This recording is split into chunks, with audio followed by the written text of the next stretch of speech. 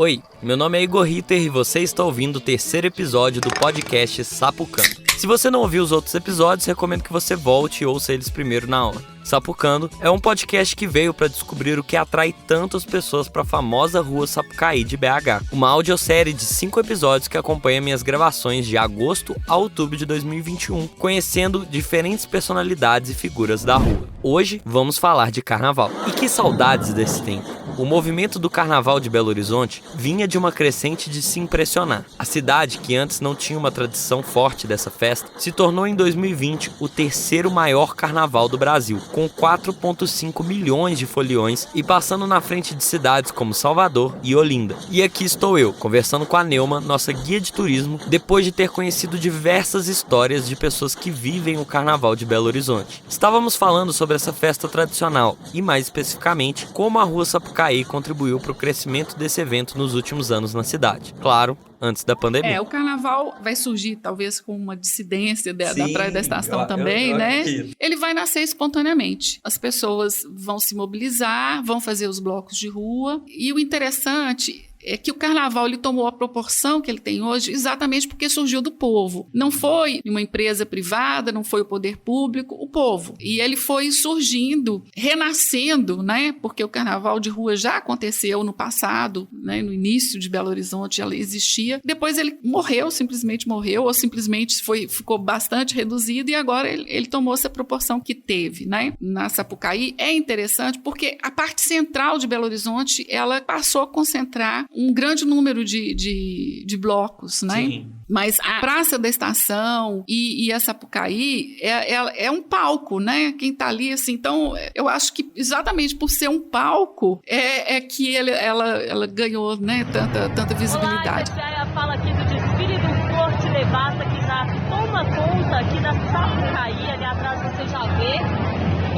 E o interessante que eu tô falando de palco, porque a Corte Devassa, ela começou com atores, né, que eram lá do Palácio das Artes, e esses atores reuniram outros amigos e começaram a fazer esse desfile. Eles se reuniram em 2011, mas em 2012 foi que saíram pela primeira vez, todos a caráter, fantasiados, né, eles são atores, eram, né, na época a maioria atores, e foram pro palco, né, e foram fazer as suas reivindicações, porque era uma crítica à corte francesa, né? E também, claro, fazendo referência à corte brasileira e por consequência, fazendo um paralelo aos dias atuais, né? Então, ele era um movimento também não só de alegria, mas também de resistência, né? Um bloco com viés político também, né? O bloco Corte Devassa é um dos blocos mais tradicionais do Carnaval de BH, e principalmente da Rua Sapucaí. A temática de deboche e sátira à corte francesa e sua decadência marcam o bloco e as fantasias dos foliões. Para conhecer mais sobre essa história, fui atrás da criadora desse movimento, a Lira Ribas. Entrei em contato pelo Facebook da corte e marquei um encontro em sua casa para um bate-papo.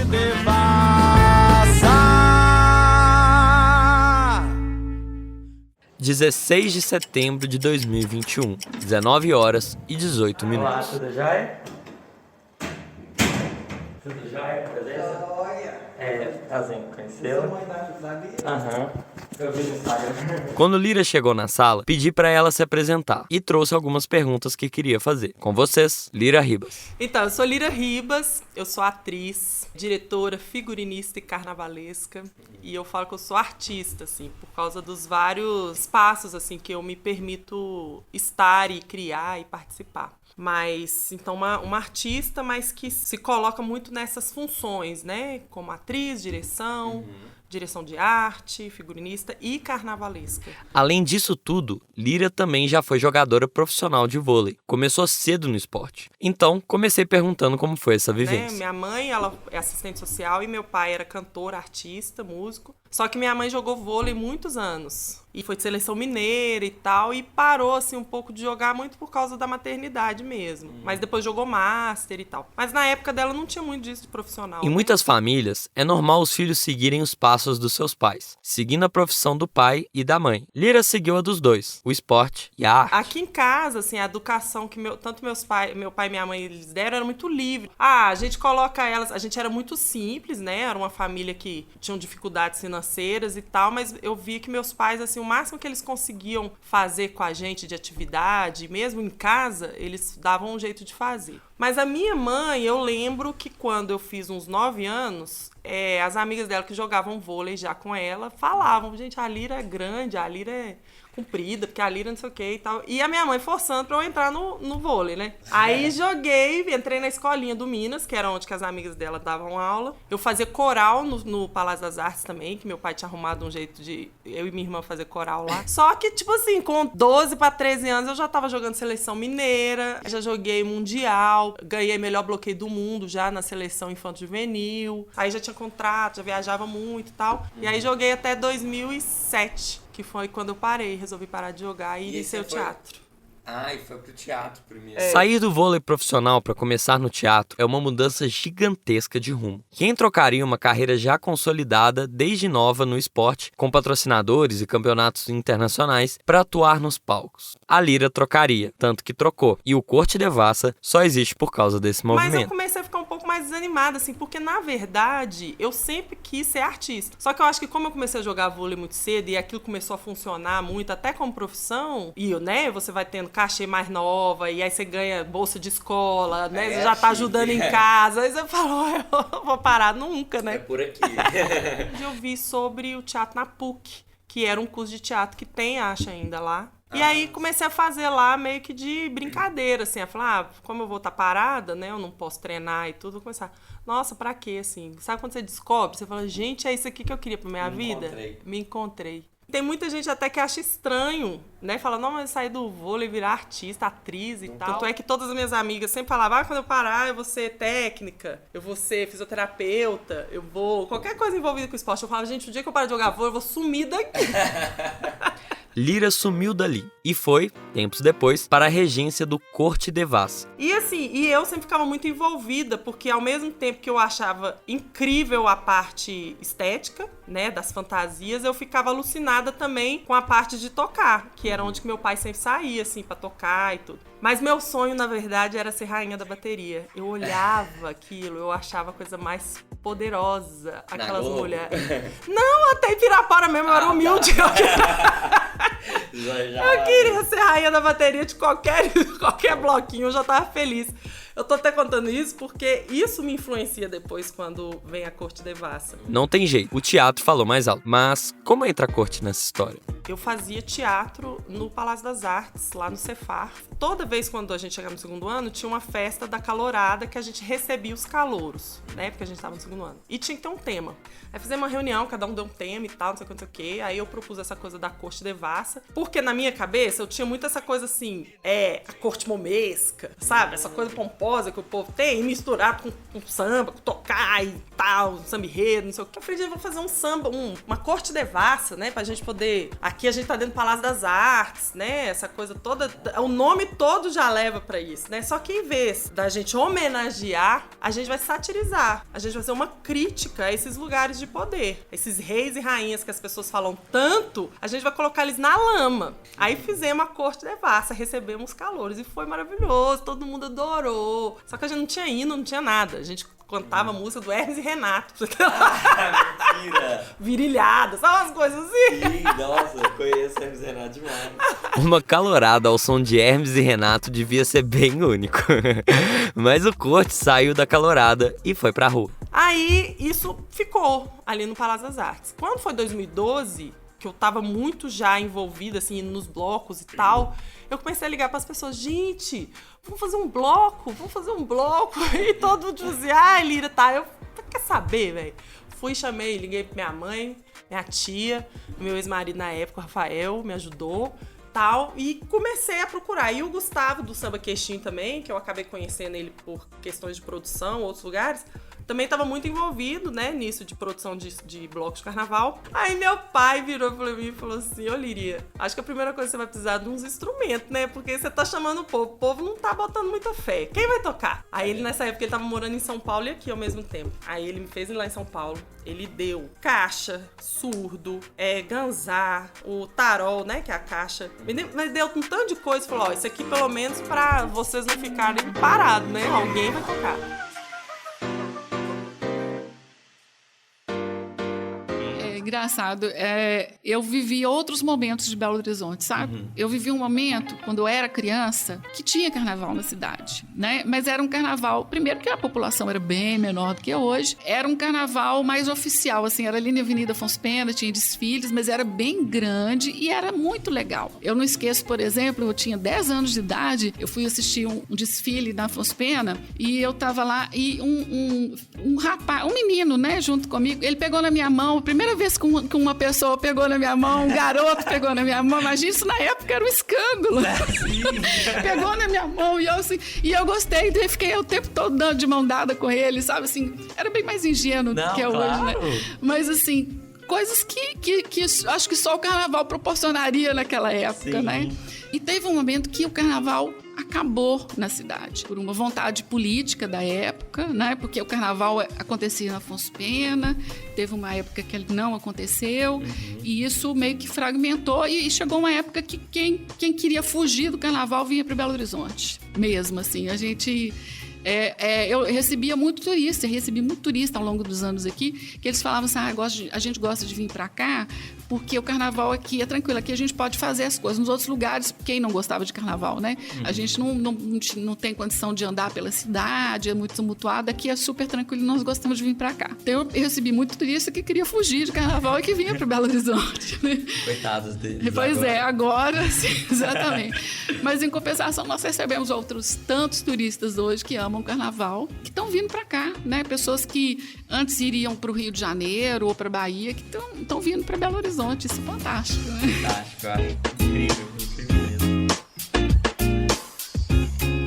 O Carnaval de BH atrai gente do Brasil inteiro. Minas é conhecida por ter um povo acolhedor, e isso encanta muito quem vem de fora, como é o caso das duas histórias que vamos contar agora. Pessoas que não moravam em Belo Horizonte passaram a viver aqui e amam o nosso carnaval. Daqui a pouco a gente volta pro papo com a Lira, que vai falar sobre o motivo que levou a Rua Sapucaí a ser escolhida palco da corte. Fica ligado. Me chamo Gislene, eu nasci em Guajaramirim, no estado de Rondônia, e eu já morei aqui em Belo Horizonte na década de 80, e em 2015 eu voltei novamente com meus filhos para eles estudarem. Falando do carnaval, nós chegamos em janeiro, né, que eu tinha que procurar uma escola, e logo em seguida, em fevereiro, foi o carnaval. E nós ficamos, quando nós chegamos aqui, na Savassi. E ali tem muitos blocos. Então, assim, eu fiquei muito admirada e fiquei encantada, porque eu vi muita alegria. Pessoas de todas as idades, eu vi crianças, eu vi idosos, vi muita gente fantasiada, isso me encantou. Falei, gente, é o carnaval que... Isso é carnaval, né? Fiquei muito encantada, assim, pensei, um dia ainda vou. E foi o que aconteceu. Em 2018 eu procurei o monobloco, né? Eles preparam a gente durante mais de meio ano, assim, né? Porque quando a gente chega no monobloco, você não chega e não vai tocando. Pode passar por todos os instrumentos para você escolher aquele que você quer. Né? Uma aula de é uma oficina mesmo de musicalização que eles dão através do método do passo, que é um método para qualquer um. Eu não tenho facilidade com música, então eu tinha essa necessidade de entrar numa oficina, né? Claro que tem gente que chega, já escuta e já sabe qual é a levada, mas não é o meu caso. Mas assim, agora é o meu bloco do coração, é o monobloco. Como que você se sentiu quando você desfilou pela primeira vez no monobloco? Você consegue descrever? É indescritível a emoção. Porque a gente já está ali se divertindo, né? Você ensaia o ano inteiro, você está ali, você viu o processo de aprendizagem. Eu que cheguei nua e crua em termos de música, que eu não sabia nada, não sabia nem segurar numa baqueta. E você chegar no carnaval, você já está conseguindo fazer aquela levada. Então a gente já fica mais descontraída, já se diverte. E assim, você está se divertindo, está... Você olha para um lado, olha para o outro, e as pessoas também estão felizes, né? Assim, é muito... É uma emoção que... o monobloco é minha paixão, né? Assim, eu não sei se foi porque eu... Como eu te falei, o bloco foi o primeiro. Eu acho que eu brinquei no carnaval em adolescente. Eu vim brincar carnaval agora. Foi o link, né? O monobloco foi o link para me trazer de volta ao carnaval. Essa coisa de brincar, de se divertir, da fantasia, né? E as músicas que o monobloco toca. Ele toca, quando a gente vai aprender musicalização, a gente aprende não só o samba, né? Mas tem o shot, o funk, Então são vários ritmos, é muito bom a gente aprender. Gislene é folianata e encontrou no Monobloco um espaço para curtir e contribuir no carnaval. Mas BH também é foco não apenas de quem veio de outros estados. Pessoas do interior de Minas mesmo que vêm tentar a vida na capital para estudar ou trabalhar também. É o caso de 2 amigos meus, que são colegas de quarto, PJ e Marcos. Se tem uma coisa que eles curtem é sair no carnaval de BH sem ter hora para voltar. Então, resolvi visitar a casa deles e bater um papo sobre as experiências deles com o carnaval. Cadê a cerveja? Give me beer. Beer or bear? Com uma cervejinha para evitar o calor, pedi para eles se apresentarem.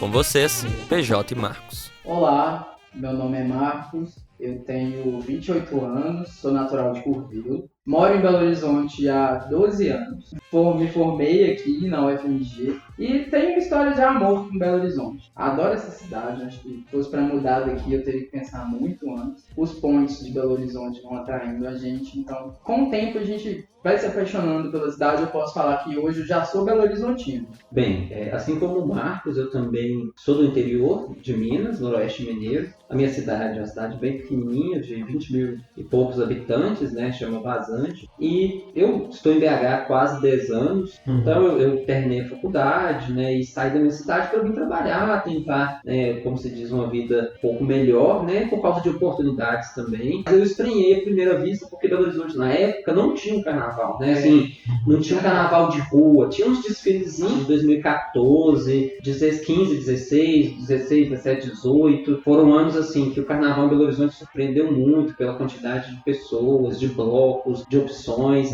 Então a cidade, as pessoas deixaram de ir para o interior e começaram a vir para Belo Horizonte. E assim, a gente sempre procura, né, blocos diferentes para ir e tudo mais. E um dos blocos que me chama muita atenção é o bloco do Corte Devassa, que é o que é da Rua Sapucaí. A gente pode até pensar que desse retorno ele é um dos mais tradicionais, né? Eu não sei como é que é a história do Corte, mas ele é famoso, sem contar que vai umas pessoas bonitas. Uma coisa que me chama muita atenção do carnaval, eu acho que o carnaval é um grande ponto, porque realmente a gente conhece muitas pessoas de lugares diferentes, sai um pouquinho da sua rotininha ali e esquece um pouquinho de trabalho, né, do estresse e fica um pouco mais desligado, né? Realmente, um momento único do ano onde você pode se desligar e que as pessoas também estão nessa vibe. Como falamos aqui, BH é um ovo. Você encontra todo mundo e no carnaval não seria diferente. Tem vários amigos, inclusive nos últimos carnavais, amigos meus de São Paulo, do Rio, do Nordeste, enfim, até do Sul do país, vieram para Belo Horizonte. E assim, e às vezes a gente nem fica sabendo que amigo nosso tá aqui, né? Do nada você vê uma foto, tô aqui no Filhos da PUC, não sei o quê, tô aqui no Corte Devassa, chama o síndico. E você vê foto e descobre que é amigos seus de outras cidades e preferiram vir para Belo Horizonte. Como que é a rotina de vocês em um carnaval? Cara, é assim, hoje, vamos supor, né? Hoje é sexta-feira, dia 1 do carnaval. A gente trabalha, sai do trabalho, vai pra casa, arruma e vai pro carnaval. Aí a gente dorme, né? Depois de voltar do carnaval à noite, acorda já preparando o cooler pra sair no carnaval. Fica 12 horas na rua, volta e dorme. Aí no outro dia assim, na mesma rotina, sucessivamente até o último dia. Aí a gente pode usar aquela frase, né? Na segunda eu tô linda, na quarta eu sou cinza. Totalmente. Nossa. Eu não sei se você lembra, mas a gente tem as fases do PJ de carnaval. Como são as fases? É clássico. É assim, a gente sai, né? Primeira coisa, gente, tô com fome. A gente come. Aí anda, chega no bloco, o PJ, nossa, que bloco ruim, vamos pra outro. Aí a gente vai, acha outro, fala, gente, o bloco já saiu. Chega atrasado. Aí chega no bloco, acha um lugar, custa achar um lugar bom no bloco e tal. Aí passa umas horas pra gente, vambora. A gente vai pra outro bloco. É legal, né? Todo mundo sabe, é clássico. Vamos perguntar pro Igor. Apesar de nós termos a sensação de estar muito distante devido à pandemia, o último carnaval foi em 2020. Na época, ninguém sabia o que estava vindo pela frente.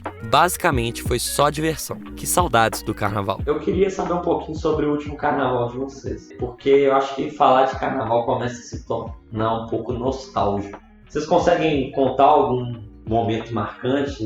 Primeiro que a gente sempre treta do carnaval, mas acaba tudo em paz, porque como a gente eu já moro há 5 anos com o Marcos, e há 5 anos a gente sai junto pra festa, carnaval, etc., a gente meio que já conhece um jeito do outro. Então, às vezes, e do nosso grupo nos conhece também. Então, às vezes, só de olhar assim no rolê, você já sabe, vambora, vamos para outro lugar, não quero ir, você olha pra cara assim, não, vambora daqui e tal. No carnaval em si, a lembrança, eu acho que parece que tá tão distante, né? Mas foi a gente sair junto. Eu lembro que a gente usou uma camisa igual, né? De time, do BH, inclusive. E a gente saiu junto, uniformizado, foi bem legal. Inclusive, foi o último carnaval com o Martinho, né? É uma lembrança marcante também desse carnaval. O Martinho era um amigo nosso que era, assim, carnaval de puro sangue, adorava carnaval, e ele fazia fantasia. A gente até que não faz fantasia. Martinho Francisco Júnior foi um grande amigo meu e dos meninos. Ele era fã de carnaval mesmo, e tivemos a sorte de aproveitar o último carnaval com ele em 2020. Esse episódio é dedicado à sua memória. Que saudade do carnaval.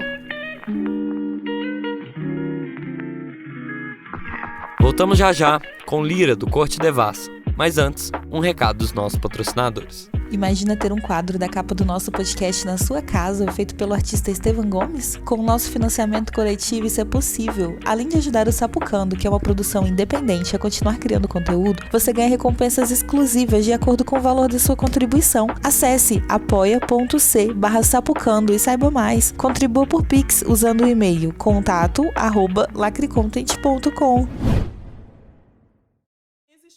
Estamos de volta com a Lira. Ela estava me contando do começo do Corte Devassa, mais especificamente sobre a escolha da Sapucaí para ser a rua do bloco. Quando a Corte Devassa realmente a gente decidiu, foi muito louco, assim, porque primeiro decidiu onde, né? Pelo fato da gente ser do teatro e a gente ter essas narrativas, essa dramaturgia, já tinha essa coisa da Corte Devassa, tocando samba, da Corte Momesca, dessa sátira toda. Quando fala Sapucaí, a gente já tava achando que a gente já era a escola de samba lá na Sapucaí do Rio de Janeiro.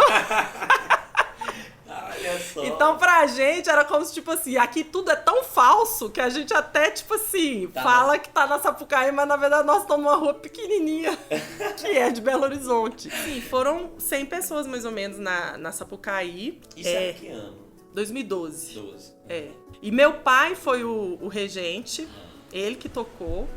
Meu pai Marco Ribas, que é um artista daqui, morava aqui em Belo Horizonte. Nesse momento, entramos no ponto em que Lira se tornou a regente que tanto sonhava. Ao ouvir a história, senti que a forma que aconteceu foi muito especial, porque seu pai, que até então tinha sido o regente, a pessoa que guia o ritmo do bloco, foi Marco Ribas, cantor de destaque no cenário nacional, principalmente entre a cena dos artistas. Já tocou em música dos Rolling Stones, participou de clipe do Mick Jagger, foi sampleado pelo Marcelo D2 e possui uma obra muito única, misturando ritmos. O carnaval de 2013 foi no começo de fevereiro. Marco Ribas faleceu por conta de um câncer de pulmão 2 meses depois. Então, 2013, eu tava contando que ele ia ser o regente ainda. Só que ele chegou perto do carnaval, ele piorou muito. Aí ele chegou pra mim e falou: Lirinha, eu não vou dar conta de ir. Eu falei: gente, mas quem que vai puxar? Ele: você. Pai, eu não sei tocar nada. Ele sabe, como não sabe, se é altamente musical, vem cá. Pegou a caixa, ensinou. Isso aqui, ó, isso aqui é marchinha. Isso aqui, ó, a gente vai chamar de axé. Isso aqui a gente vai chamar de não sei o quê. Isso aqui, simplificou tudo, falou, é desse jeito. Cheguei lá, puxei, não sei o que, na hora que acabou, foi, gente, é mesmo, né? Então, a partir dali, eu comecei a virar uma regente performer, que eu falo. 4 sinais, isso, e todo mundo vão nesse. Realmente a inclusão carnavalesca. É isso que a corte proporcionava às pessoas que queriam participar e tocar. Digo proporcionava porque em 2022 vamos fazer 2 anos desde o último carnaval, o que é realmente uma tristeza dentre tantas que a Covid-19 trouxe. O mercado do carnaval, assim como de qualquer outro do ramo do entretenimento, foi dos mais prejudicados. Sabe, tem costureira, tem o cara que vende a cerveja, tem o carinha do cachorro-quente, tem o carinha do som, tem o músico, é tanta gente, assim, que essa pandemia, ela veio primeiro pra mostrar que a gente não vive sem arte, que é o que faz a gente ter a sanidade, né? mental, assim. Sim. O carnaval, apesar de eu ser, meu corpo ser carnaval, isso me faz, sabe? Isso faz ser a Lira que eu sou, é essa explosão, sabe? Então, assim, é óbvio que eu tô sentindo muita falta, sabe? Isso muda até meu jeito de ser, porque eu sou muito expansiva nesse lugar. Só que o que a gente vai fazer, gente? É muito mais forte que a gente, é uma pandemia. Eu acho que então, é segurar um pouco a onda, né? Segurar a onda e que quando vier, e que quando realmente a gente vê que pode, que seja cedo ou seja tarde, essa época que a gente não sabe quando vai chegar, tenha paciência, porque não é a nossa ansiedade que vai fazer passar rápido. No momento da publicação da primeira temporada do Sapucando, a esfera pública tem discutido muito se teremos ou não carnaval em 2022. Eu não sei dizer, mas entendo que se o risco existir, a festa perde a graça. Carnaval é um momento de alegria, não de tristeza e preocupações. Mas uma coisa eu posso garantir tendo conversado com a Lira. Assim que for possível, o bloco Corte Devassa vai estar na rua, começando seu trajeto no final da rua Sapucaí, com seus participantes se aquecendo e levando alegria a todos que quiserem participar dessa festa. Nossa, mas que saudade do carnaval!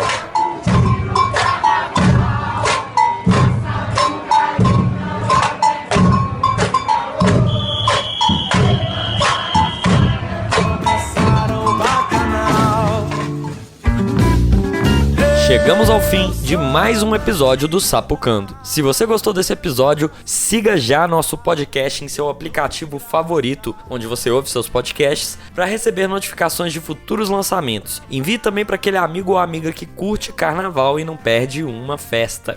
E participe do nosso financiamento coletivo para ajudar a tornar tudo isso possível e produzirmos mais episódios para você. Muito obrigado. Mas eu não esqueci do Adair do meu coração. No próximo episódio de Sapucando, eu finalmente encontrei ele. Então, prazer em conhecer, meu nome é Igor, eu sou publicitário e eu tô fazendo como se fosse um documentário, só que em áudio, um podcast, e sobre a rua Sapucaí. E aí eu tô conversando com a galera, desde o Cura, pessoal do carnaval, dos bares, e assim, umas 5 pessoas que eu conversei falaram, não, você tem que conversar com a Daí. E aí referência já tá lá. Isso é bom e ruim, cara. Tá imperdível, nós nos vemos lá, Sapuca Lover. Transmissão encerrada.